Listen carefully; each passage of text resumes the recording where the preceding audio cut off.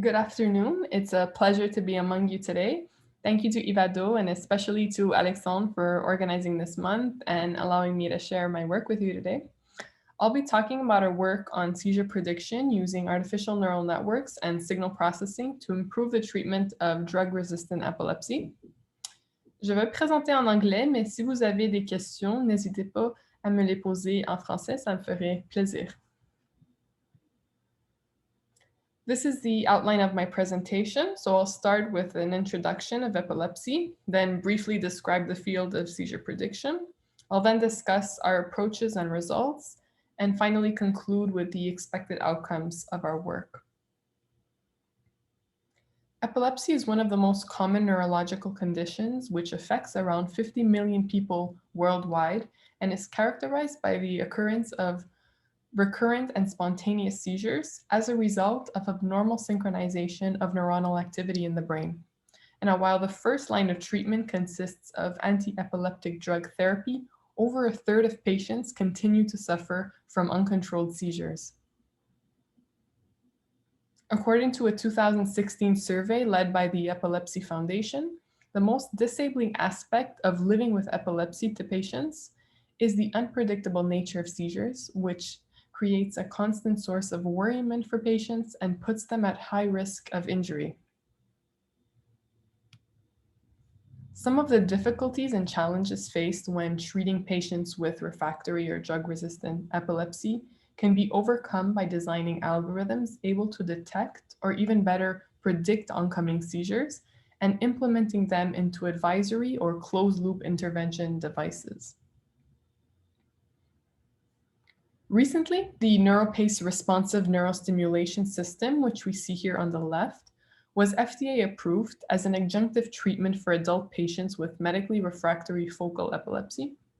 The device, which is implanted beneath the scalp, continuously monitors brain activity and provides electrical stimulation upon seizure detection. However, patients experience only about 44% reduction in seizure frequency with this device.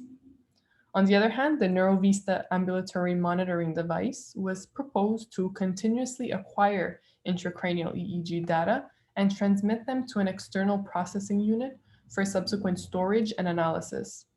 However, the company shut down its activity shortly after the first and only clinical trial. Although seizure detection is better than seizure prediction in terms of performance, the activation of seizure abortion strategies after electrical onset or the electrical beginning of a seizure means that the patient could already have some disabling clinical manifestations. On the other hand, seizure prediction can be easily understood by analogy to weather forecasting. It continuously reports the probability of rain. If the probability is high enough, you decide to bring your umbrella. Similarly, a patient who knows a seizure is oncoming would decide to call a relative to sit down, take a day off, or ingest a fast-acting anticonvulsive drug, for example. Seizure prediction can be reformulated as the automatic detection of the pre-ictal state, which is the period preceding the seizure. Most studies have also added the notion of an intervention time, which is the minimum time required for successful intervention and is usually about 5 minutes before the beginning of the seizure. And here, this is an example of a 5-channel intracranial EEG recording displaying conventional epileptic brain states and the ictal being the seizure state.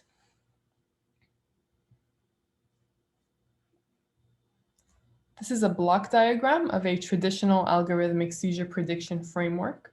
It starts with data acquisition, which in our case consists of intracranial EEG acquired by implanted electrodes. This is followed by pre-processing to improve the quality of the signal, feature extraction to extract characteristics capable of tracking brain dynamics during the transition to the seizure state. And before classifying the extracted features into different epileptic brain states, data are split into distinct training, validation, and testing sets. So all the training and optimization of the classifier are performed only on the training and validation sets, and the performance is reported on the held out test set.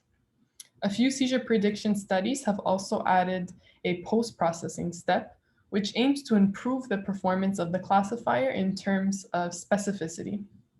And finally, given the relatively large number of optimizations as compared to the limited number of seizures, statistical analysis is important to ensure the significance of the reported performances. Recent reviews on seizure prediction from major groups have all agreed on the need for continuous human intracranial EEG recordings, less computationally complex prediction algorithms, new precursors of seizure activity, the use of artificial neural network classifiers to capture more complex brain dynamics, and finally, more practical forecasting frameworks, which could be easily translated into a clinical device. Now, with the recent advancements in processing technologies, the analysis of continuous intracranial EEG recordings at high computing speeds is made possible, and optimism regarding the feasibility of accurate implantable forecasting algorithms is restored thanks to artificial intelligence. To address these challenges, we propose the following objectives. 1, to statistically validate the ability of higher order spectral analysis of intracranial EEG to track brain dynamics during the transition to seizures in human epilepsy. 2, develop a novel probabilistic classifier able to identify multi-class epileptic brain states from human intracranial EEG recordings. And 3, implement the classification algorithm into a real-time continuous seizure forecasting and detection framework with quasi-prospective testing. We are currently in the process of preparing our own database of continuous intracranial EEG recordings acquired from patients who are admitted for pre-surgical evaluation at the University of Montreal Hospital Center. And the advantage of using this data is that it includes continuous intracranial EEG recordings sampled at 2000 Hertz with simultaneous ECG and video, as well as all the clinical information and annotations. The intracranial EEG is acquired with an average of 128 surface and depth electrode contacts, which are implanted in areas of suspected epileptogenic tissue, which is destined for surgical resection.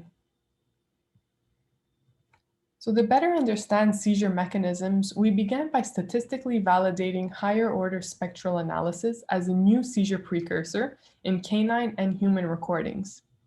The most commonly used feature in seizure prediction remains spectral band power, which is a one-dimensional frequency analysis. While it characterizes the frequency decomposition of a signal, it cannot identify interactions between frequency components of a signal.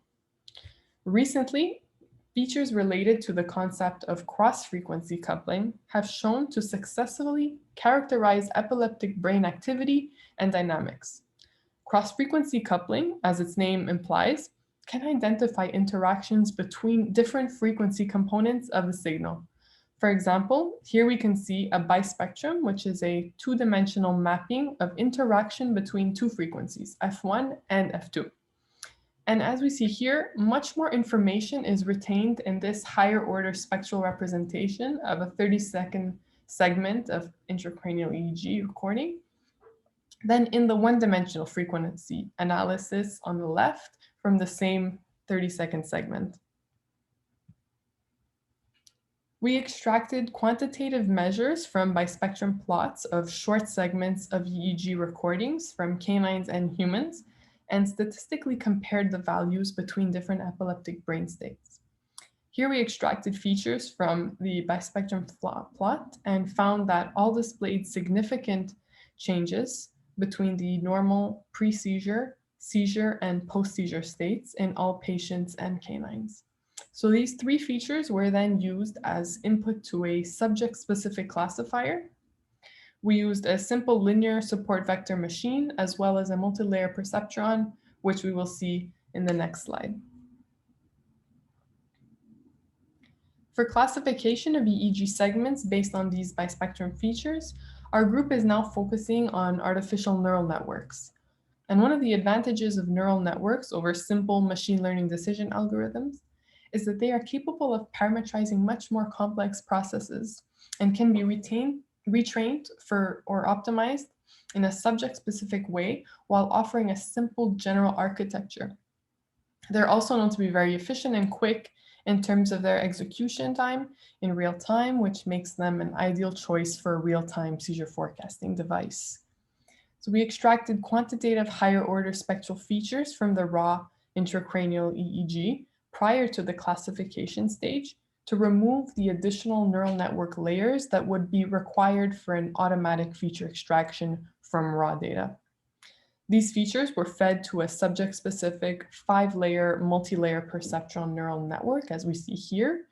We trained and validated the networks on the first 70% of seizures and used the last 30% of seizures as a held-out test set. We then extended our investigations to the use of a recurrent artificial neural network, which is able to learn temporal dynamics in bispectral patterns. Given the sequential nature of EEG signals, recurrent networks are more appropriate for our task.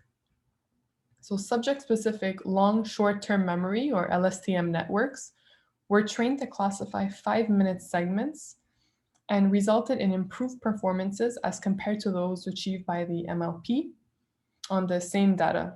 And again, models were subject-specific and were tested on held-out future data. As we expected, the recurrent neural network outperformed the MLP for all subjects in terms of classification accuracy, as we see here, with an average accuracy of 86.29% for the LSTM and 78.11% for the MLP. And interestingly, the difference between the training and testing accuracies were smaller for the LSTM. So that's the difference between the light and the dark blue in the picture, which means that the LSTM was also able to generalize on future data better than the MLP. So we expect our seizure prediction work to have short, mid, and long-term impacts on patients and the epilepsy research community. In the short term, this project can be seen as a validation study regarding the feasibility of seizure forecasting based on higher order spectra and artificial neural networks in human epilepsy. In the midterm, patients could have seizure forecasting advisory devices, which would allow them to take precautionary measures during periods of high seizure likelihood. And finally, the proposed forecasting framework could be eventually implemented into a closed-loop intervention system, which would initiate a seizure abortion treatment during high seizure likelihood periods, preventing the seizure from occurring. My thanks are due to my research director and co-director, my colleagues, our funding agencies, and of course to you for your attention and your interest today. Thank you.